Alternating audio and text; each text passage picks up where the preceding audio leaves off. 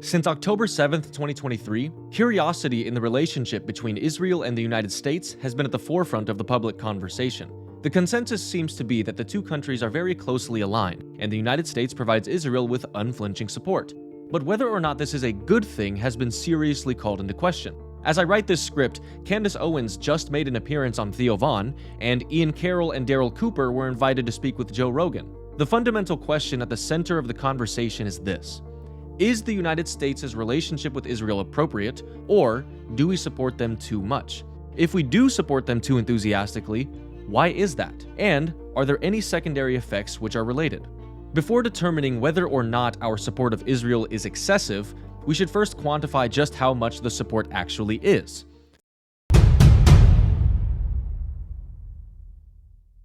The primary method by which we support Israel is through economic and military aid. Before Donald Trump began his second term, the United States had supplied over $300 billion of foreign aid since Israel's creation.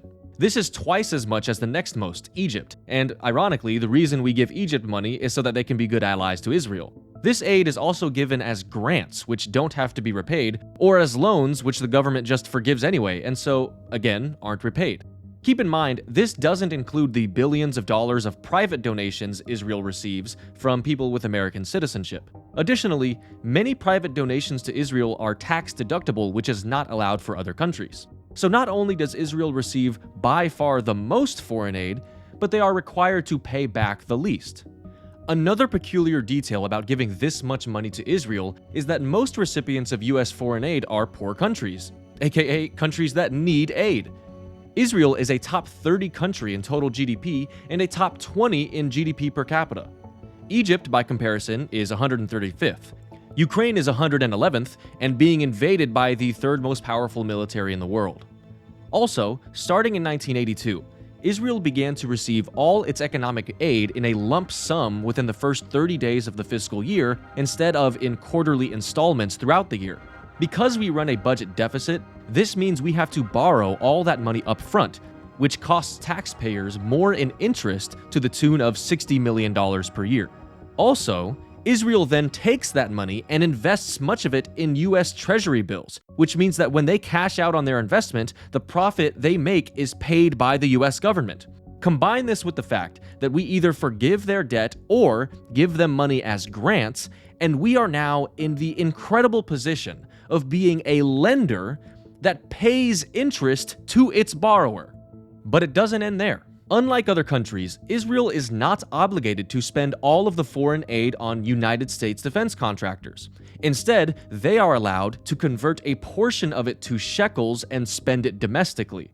This exception that began in the 80s will finally end in 2028 per the MOU signed in 2016. Of course, that does not mean that the MOU was designed to reduce support for Israel. At that time, its $38 billion to Israel was the largest military aid pledge in US history. Israel historically has also been the only recipient of US economic aid that does not have to account for how its aid is spent, leading to Israel spending the money on projects like West Bank settlements, which violates US and international law. But even when Israel does so graciously decide to spend our money on our economy, it is also the only country whose military contracts with US companies are exempt from prior US review if under $500,000. This leads to serious embezzlement and fraud, like in the case of Rami Dotan, who utilized this exemption to embezzle $12 million of US aid. If you think this favorable treatment is all ancient history, think again. In Trump's first week in office, the State Department was ordered to halt all foreign aid and grants for 90 days, with the exception of Egypt and Israel. And by March 1st, less than 40 days into his term, Trump's State Department had approved an additional $12 billion of military assistance to Israel. All things considered, the foreign aid for Israel, who has one of the strongest economies and militaries in the world, is of the largest quantity, the lowest interest, the fewest conditions, the least regulations, and the fastest delivery of all countries in the world. But our favorable treatment of Israel goes beyond dollar amounts. It's also a matter of diplomatic favor. This is easily evident when examining United Nations resolutions. Between 1972 and 2006, the US vetoed 42 UN Security Council resolutions that were critical of Israel. When looking at resolutions that the US didn't veto, our voting pattern still stands out. There are hundreds of UNSC resolutions concerning Israel, so I'll pick out just a few highlights for you.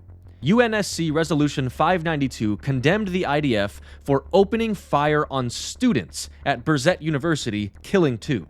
The United States was the only country not to vote in favor. Resolution 605 demanded that Israel desist policies in violation of the Geneva Conventions. The United States was the only country not to vote in favor.